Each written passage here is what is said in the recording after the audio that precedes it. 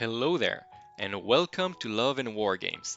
In this What to Build video, we will have a look at the Magenta Battlefleet, which was the second box to come out for the French in a row after the Oriflamme Battlefleet and its support squadrons were released in the months prior. And here, the Magenta, it's actually the first appearance of the French skimming ships, which are really beautiful and are kind of like the specific characteristic of the French fleet. So let's have a look at what you do get inside this Magenta Battlefleet for the Alliance. So you get one Levant Cruiser, which is a Mass 3 battleship, like kind of battleship, but a bit more fragile. One thing to note is that unlike most of the other Mass 3 ships that you can usually have, you do have options on how to build it, either as a Magenta or as a Saint-Michel. So basically the shooty version or the aircraft carrier. For the Mass 2 cruisers, the Levant Cruisers, you can also build them as a Chasseur or Furieux, which are more like the normal fighting ships, or as a Volière, which is the aircraft carrier again. You also get two French submarines that you can build as a Sirène or Épaulard, so close range and long range. Keep me here, please. Okay, so as a long range or short range. And you also get two SRS tokens in case you build a Saint-Michel or a Volière. So let's have a look right now at the Levant Battlecruiser. So as you can see, you can either build it as a Magenta, which is very well armed, or as a Saint-Michel, which can send SRS token. The Magenta is basically the incarnation of glass cannon because it is quite expensive at 239 points, but it will really melt fast to any determined enemy firepower. It doesn't have good defensive stats for its point cost. However, it does have absolutely phenomenal amount of firepower at point blank with all its lances, and you can also give it a Solex, which I would recommend for the rear turret. And if you do this, then it becomes absolutely devastating. Though, since it is very fragile, I would recommend using all the islands you can as a cover. We can talk a little bit about the skimming units, because all the skimming units that we will see, they can kind of like hover over terrain. So it means they can kind of like fly above islands. So you can just take your Magenta and drop it on an island and say like, yeah, it's flying, it's just going over. So that gives you, first of all, a lot of mobility. And if you want to run away with aircraft carriers, you can just jump behind an island and get out of line of sight. Very useful. And you can also, with these French Levant ships, say that once every other turn, you can say like, yeah, I will fly a little bit higher. And in this case, you're counted as an aerial unit, which gives you a few defensive buffs. First of all, you are absolutely immune to things like torpedoes. And also, you cannot be rammed, and also you count as being a little bit further for most weaponry. So for example, heavy gun batteries that want to have you at closing range, if you were actually at closing range, you now count as being at long range, which gives your enemy a lot less dices. So that can be a very efficient defensive tool. So yeah, basically stay hidden behind islands and just pop out when you want to attack, because otherwise you will just melt. Also note that this combines very well with Furieux Escort, which we'll see in a minute. And yeah, just those two together go very well along, and they are your main offensive piece for the Magenta Battlefleet. You can also build a Saint-Michel. The Saint-Michel is an aircraft carrier, obviously, and it's very mobile, just as all the skimming ships. That's a very good thing. However, it does only have 6 SRS token that it can send, which is not that many compared to other Mass 3 such as the Tempelhof or the Mojaiski. And of course, if you start to compare with Mass 4 ships, we can send 10 or even 12 SRS tokens in the case of the Suleiman, then yeah, it's really not good at sending a lot of SRS token. However, the French SRS token, the Malinois strike fighters, are quite useful. Basically, when they want to redeploy at the end phase, for example, if the target they were attacking was destroyed, or if the target that they were defending, such as the Magenta for example, was not attacked by rockets or SRS, etc., they can redeploy. This, any SRS token can do it.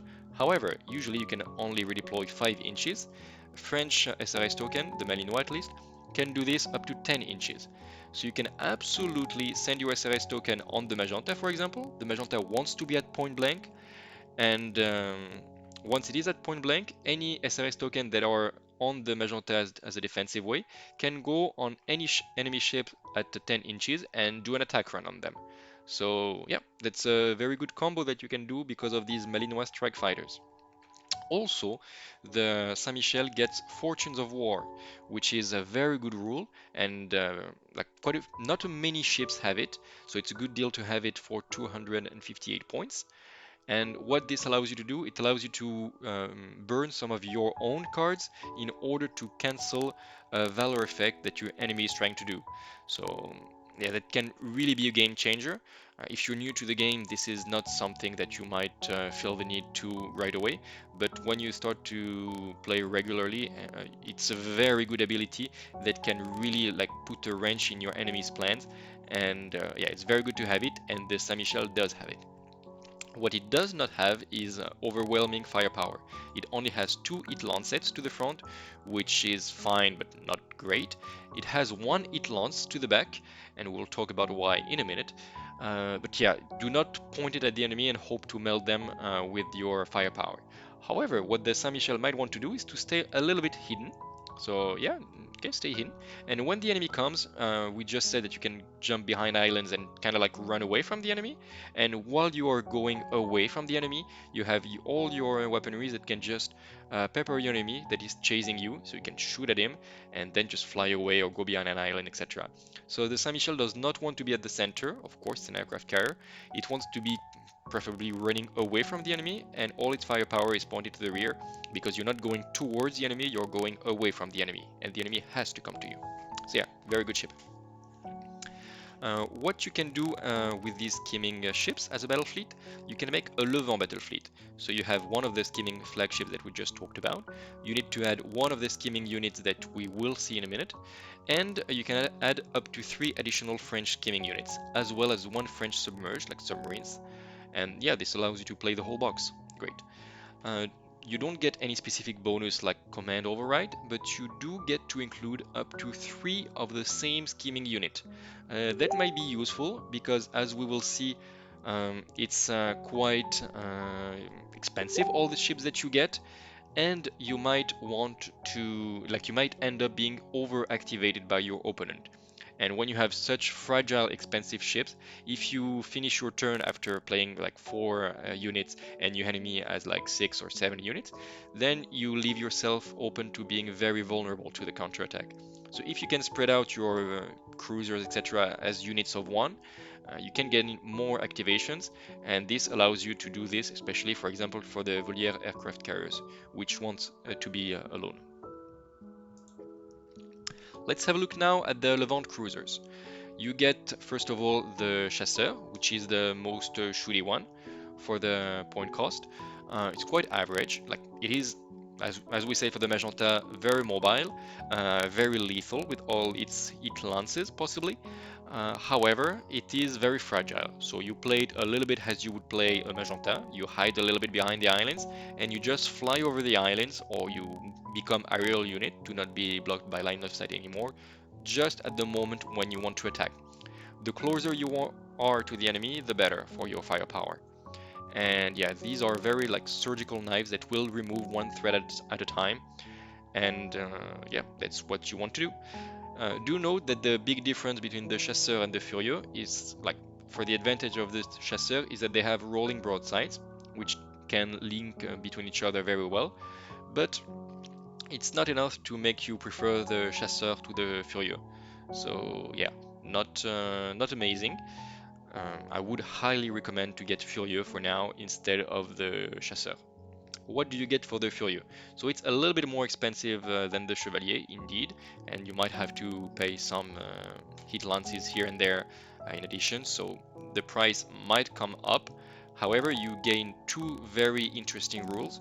First of all, it can be attached to a Levant flagship, so the Magenta or the Saint Michel.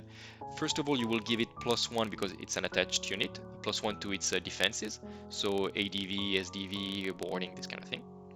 And the Furio is also a heavy escort, which means it will give +2 defenses in addition to all allied ships in range, like in a bubble around it. So this means you give +3 defense to your flagship. That is great.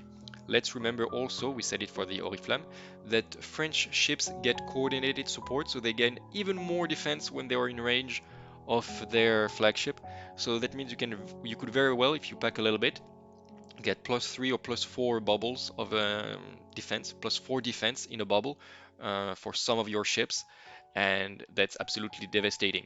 You can also fly, as we just said, so you can become immune to torpedoes. Then the enemy will want to shoot at you with rockets, and then you can just shoot them down before they hurt you. Great. You can also send some legionnaire through drop pods.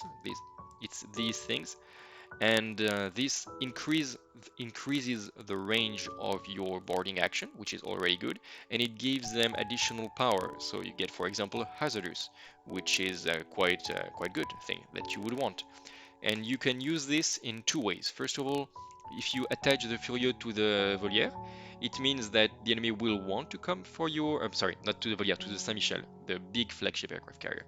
If you attach the Furieux to the Saint-Michel, the enemy will want to come for the Saint-Michel, and the Furieux will first of all have some firepower to defend it. And if the enemy gets too close, you can make a counter boarding, like you can threaten the enemy with boarding from the Legionnaire, and this might be enough to keep your enemy away from you.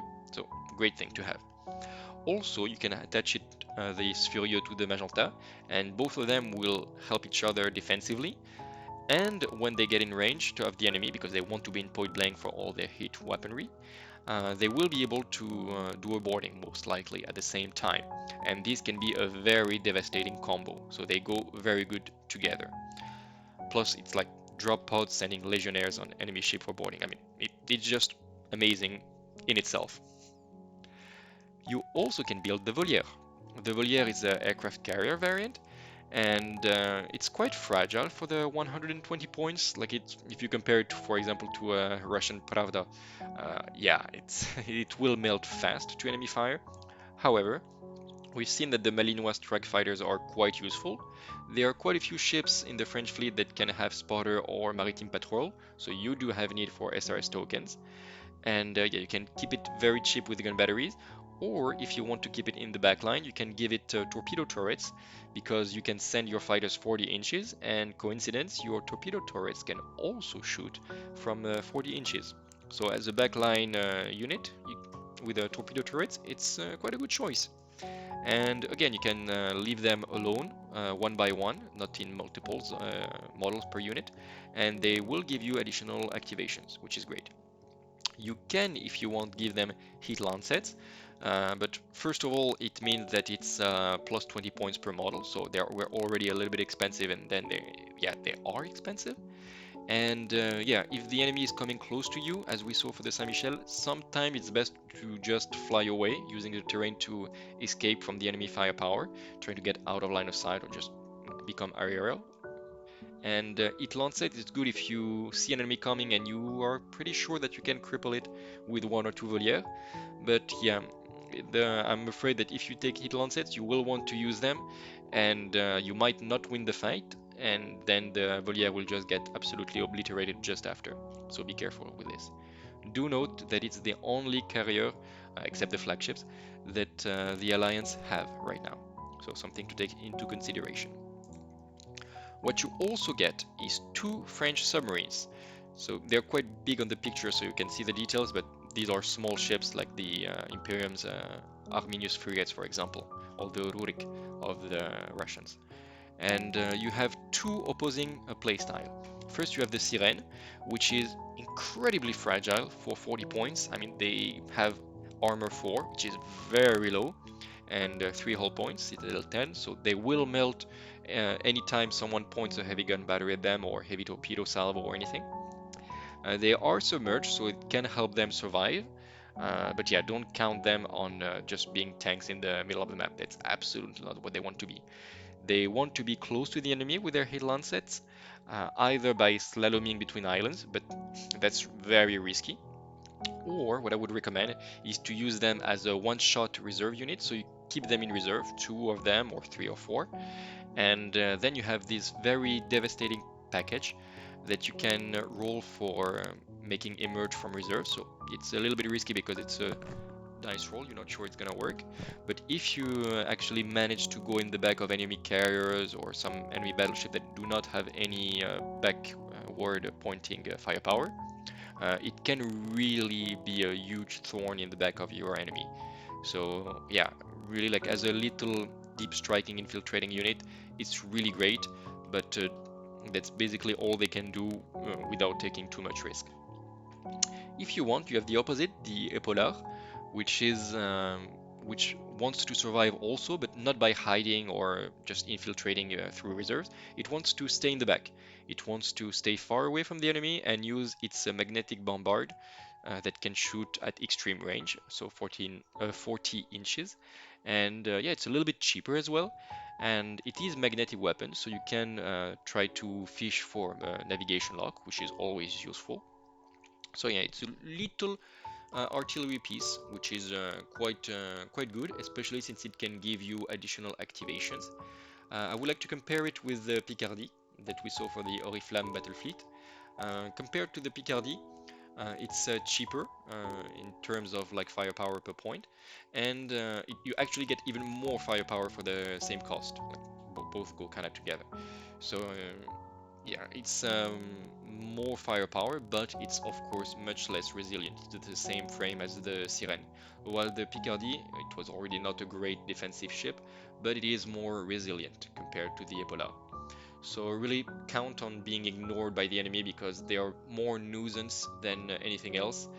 They just bring like little navigation lock tokens, which is fine, and they can give you activation, but that's basically all they can do. They do get maritime patrol, so if you can get some SRS on the target, they are great. Ironically, they are very good in mirror matches against Alliance because they can hunt other Epolar, but they can hunt any submarines, basically. And yeah, they're good support, like, do use them. And here I made a little example of a list with 1250 points, which is one of the higher points game that you can do. And this allows you to use every single of the model you get from 2 Magenta boxes, which would be like 88 pounds, 95 euros about. And yeah, it is a very fun list. So in this list I made a Magenta with a Solex generator in the back and 3 hit lancets around to supplement the big hit lance. That's a very powerful package and really devastating. One basic Saint-Michel at 258, then 2 of the Furieux, all the way with the hit lances, hit lancet, everything. You can either attach one to the Magenta and one to the Saint-Michel, or you can attach just one to the Magenta, for example, or you could absolutely just use them as a one unit of 2 and run them alongside the Magenta. Like, everything is possible, but they're very useful, as we've seen, and quite devastating as well. So Magenta and Fury are your main firepower. 2 Volières that with some hit lancets. I would recommend playing them one like in separate units, just of one ship at a time, to give you more activations. And since you don't have that many ships, you can use them a little bit more aggressively than you would usually. The enemy will want to focus its firepower on the Magenta and the Furieux, so you might be able to get the Volière in closing range, let's say, and shooting at some of the enemies without too much fire coming back your way, because the enemy will be focusing on your other threats. And then for Epolar, either as one big like DPS ships unit of 4, but I would again recommend playing them 2 by 2 to give you a little bit more activation, and 2 magnetic bombards should be enough to cause a point of damage on most enemy ships, and thus triggering the navigation lock. And yeah, it's not the most competitive list. If you would like to be more competitive, you will need some ships to hold the objectives at the center of the map, like if you were doing tournaments or this kind of thing. The Italians that will be released soon will be great for this, or the South Americans that are also part of the Alliance. However, or for now, you can even use some of the Oriflamme Battlefleet ships to do this role. But if you want to play only skimming ships, this is one list that can absolutely work. Again, not so easy to play in the sense that it's fragile and you need to expose yourself only when you can. But if you like the aesthetics of these ships, and I mean, why wouldn't you? You can absolutely have this beautiful fleet on the table. It will be efficient. It will do a lot of cool stuff, a lot of like legionnaire drop pods boarding and melting the enemy ships, and it will just be a fun, very fun fleet to play. So if you do this, do send us pictures. It would be amazing. Like send us on the Facebook group, on the Discord of Dystopian Wars, and yeah, let us know how it goes for you. I hope that you liked this video. If you did, please let us a little thumbs up, a little like. It will really help us to get a little bit more known because we are just getting started. And yeah, this format of what to build seems to be quite, okay, I will not say popular because we're not popular yet, but it seems to be enjoyed.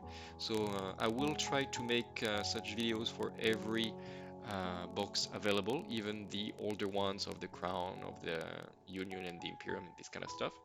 So that if you are a beginner, you have a vague idea of what to build. Again, I'm not a pro player. This is I do play the game quite sometimes, but my opinion is not the law, like at all. You can build them however you want.